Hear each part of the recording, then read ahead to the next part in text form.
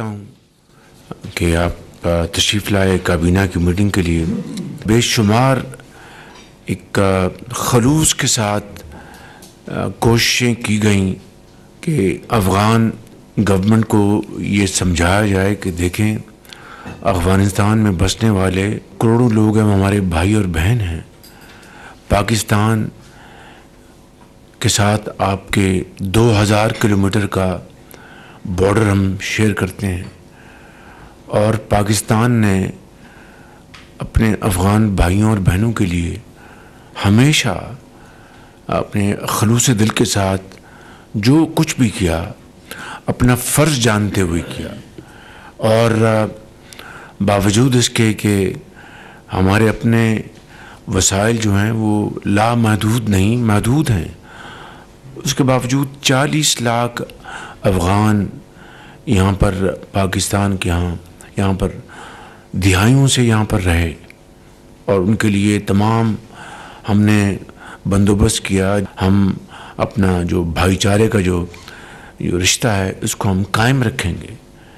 لیکن اب اس کے نتیجے میں جس طریقے سے وہاں سے جو دہشت گرد افغانستان سے آپریٹ کر رہے ہیں ان کو کھلی چھٹی ہے، اور وہ نہ صرف پاکستان کے اندر بے گناہ شہریوں کو شہید کر رہے ہیں، افواج پاکستان کے جوانوں اور افسروں کو ان کو شہید انہوں نے کیا، ہمارے جو لا انفورسنگ ایجنسیز کے پولیس کے جوانوں افسروں کو ان کو شہید کیا، عام شہریوں کو. تو اب جو حالیہ واقعات ہوئے ہیں اس سے یقیناً صبر کا پیمانہ لبریز ہو گیا.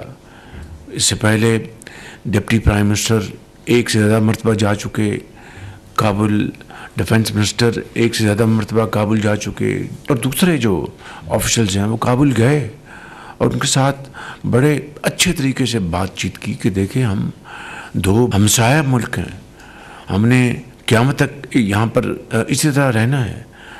اب یہ ہمارے اوپر ہے کہ ہم کس طرح اپنے معاملات کو باہمی مشاورت اور رضامندی سے طے کرتے ہیں تاکہ امن قائم ہو اور خطے میں ترقی کا جو دورہ ہے وہ شروع ہو.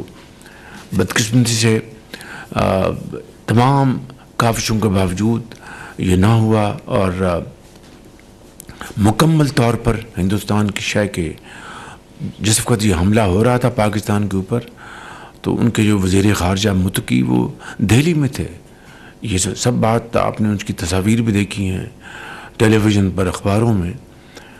تو ہمیں پر مجبوراً یہ جواب اور بھرپور افواج پاکستان کو جواب دینا پڑا جو ہم نے دیا ہے. اس کے بعد انہوں نے کہا کہ ہم سیز فائر چاہتے ہیں، انہوں نے درخواست کی.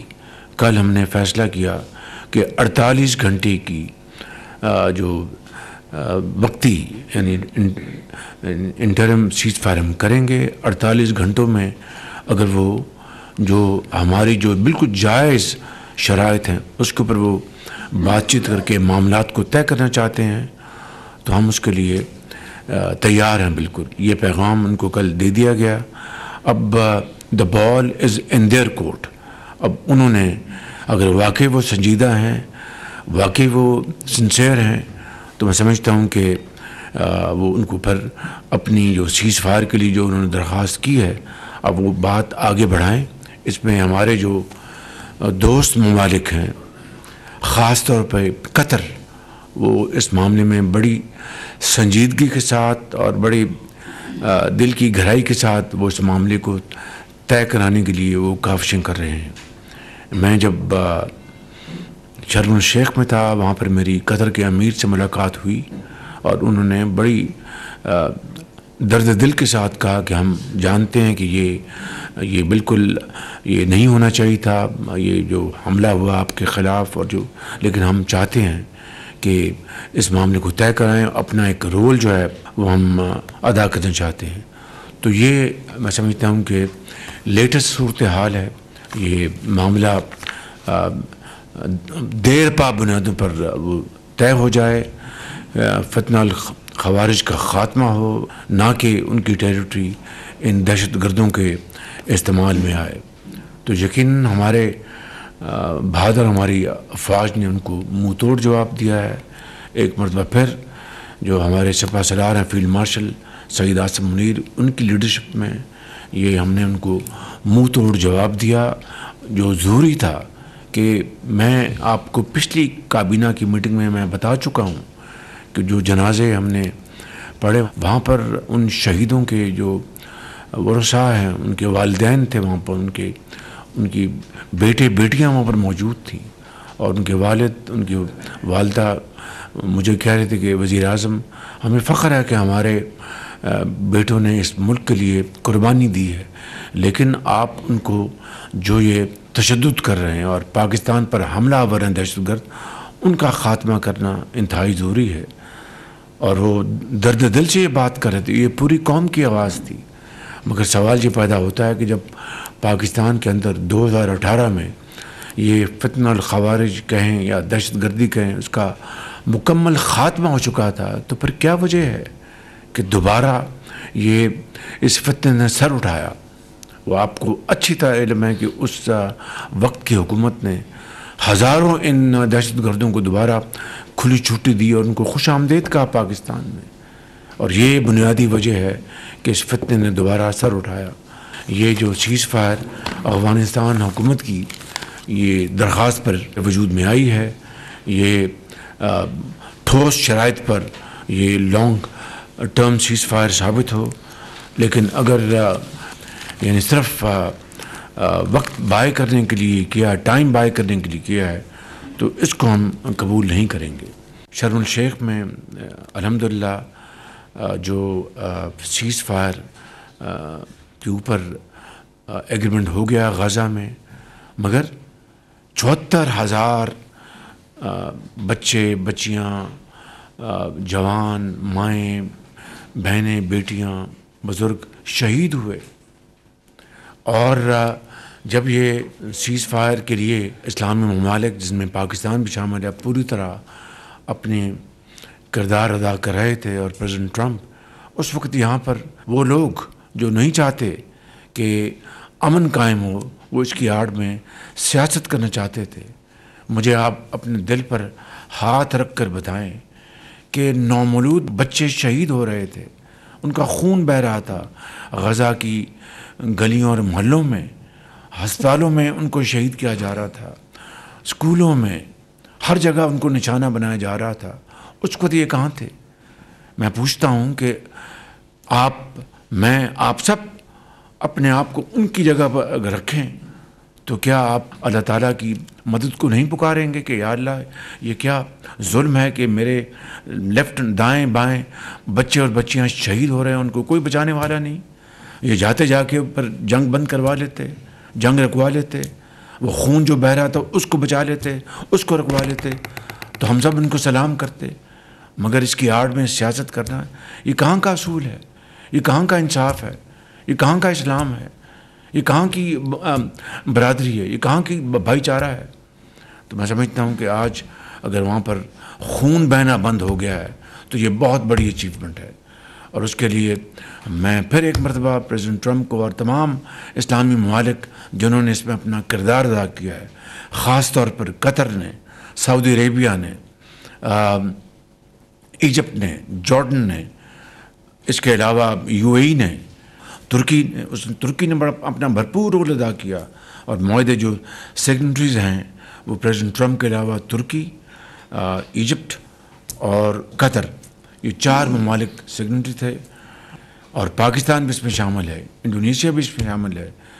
ہم سب نے مل کر جو اپنا جو رول ادا کیا ہے، پاکستان نے اپنا فرض اس کی ادائیگی کی ہے، اور اس کے لیے جو کچھ بھی ہم نے کیا وہاں پر نیو یارک میں میں تھا، ڈپٹی پرائم منسٹر تھے، پھر واشنگٹن میں میں تھا ان کے ساتھ، پریزیڈنٹ ٹرمپ کے ساتھ فیلڈ مارشل تھے، ہم سب نے مل کر اپنا رول ادا کیا، اور آج الحمدللہ وہاں پر شرم الشیخ میں معاہدہ ہوا، اور پھر آپ نے دیکھا وہاں پر لوگ سجدہ ریز ہوئے، خوشیاں منائیں، بچے سڑکوں پہ نکل آئے، ان کے ہاتھوں میں جھنڈے تھے، اور مائیں ان کی آنکھوں میں میں خوشی کے آنسو تو نہیں کہوں گا، لیکن ایک سکون کے آنسو تھے کہ سکون قائم ہو جائے گا، ایک اللہ تعالیٰ کا شکر ادا کر رہے تھے کہ اب ہمارے بچے اور بچیاں مزید شہید نہیں ہوں گے.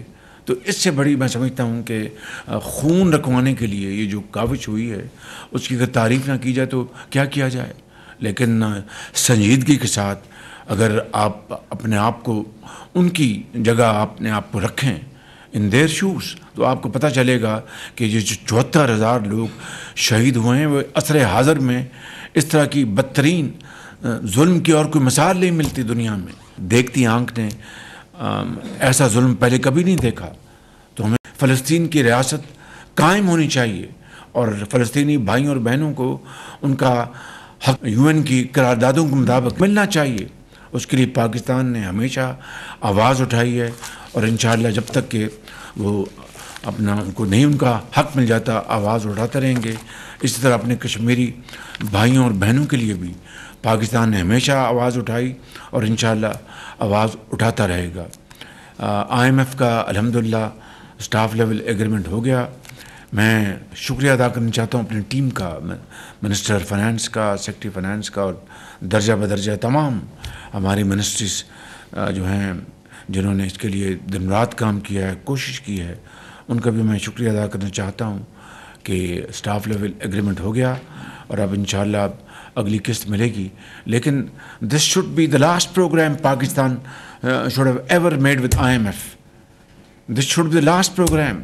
کیا پاکستان اس لیے ہمارے سے وجود میں آیا تھا کہ ہم جو کہ حضرت قائد اعظم نے جو خواب دیکھا، ان لاکھوں شہیدوں نے جو خواب دیکھا جس کے لیے انہوں نے اپنی جانیں قربان کی کہ پاکستان وہ ملک ہوگا کہ نہ صرف اسلامی دنیا میں بلکہ اقوام عالم میں اس کا جھنڈا بلند ہوگا اور وہ ترقی کرے گا سائنس اور ٹیکنالوجی میں اور پاکستان کا نام ہوگا دنیا میں.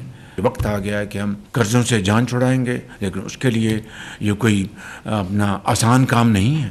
یہ بہت مشکل اور بہت ایک کٹھن مرحلہ ہے، دشوار گزار راستہ ہے. دن رات محنت کرنی ہوگی، دن رات محنت کرنی ہوگی، دن رات محنت کرنی ہوگی، تب جا کر ہم اپنا کھویا ہوا مقام حاصل کر سکتے ہیں اور پاکستان کو یقیناً صحیح معنوں میں حضرت قائد اور اقبال کا پاکستان بنا سکتے ہیں.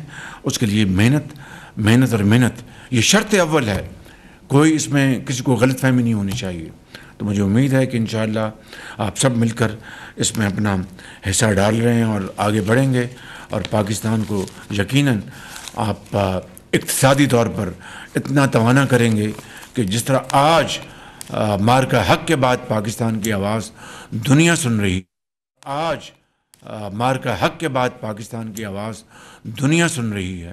تو جب آپ اقتصادی طور پر آپ ترقی کریں گے تو وہ آپ کی آواز میں وزن ہوگا اور دنیا آپ کو دیکھے گی. Let's make this commitment to the people of Pakistan and Allah Almighty that we will work untiringly and make Pakistan truly a livable place and a country, a state which Qaid had envisioned and for which millions gave their lives and walked thousands of miles on barefoot with this hope, ardent hope, that there will be a country where hard work, honest of purpose and merit will be the order of the day.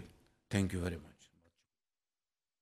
وفاقی کابینہ کے اجلاس سے وزیر اعظم شہباز شریف خطاب کر رہے تھے. ان کا کہنا تھا بدقسمتی سے افغانستان نے تمام کاوشوں کے باوجود امن کو ترجیح نہ دی. کئی بار افغان حکام کو یہ سمجھانے کی کوشش کی کہ افغانستان میں بسنے والے کروڑوں لوگ ہمارے بہن بھائی ہیں. پاکستان اور افغانستان کی طویل مشترکہ سرحد ہے. پاکستان نے محدود وسائل کے باوجود افغان پناہ گزینوں کی بھرپور میزبانی کی. 40 لاکھ افغان پاکستان میں دہائیوں سے مقیم ہے. کئی بار افغان حکام کو یہ سمجھانے کی کوشش کی کہ وہاں بسنے والے ہمارے بہن بھائی ہیں. پاکستان اور افغانستان کی سرحد طویل آپس میں ملتی ہے. بدقسمتی سے افغانستان نے تمام کاوشوں کے باوجود امن کو ترجیح نہ دی.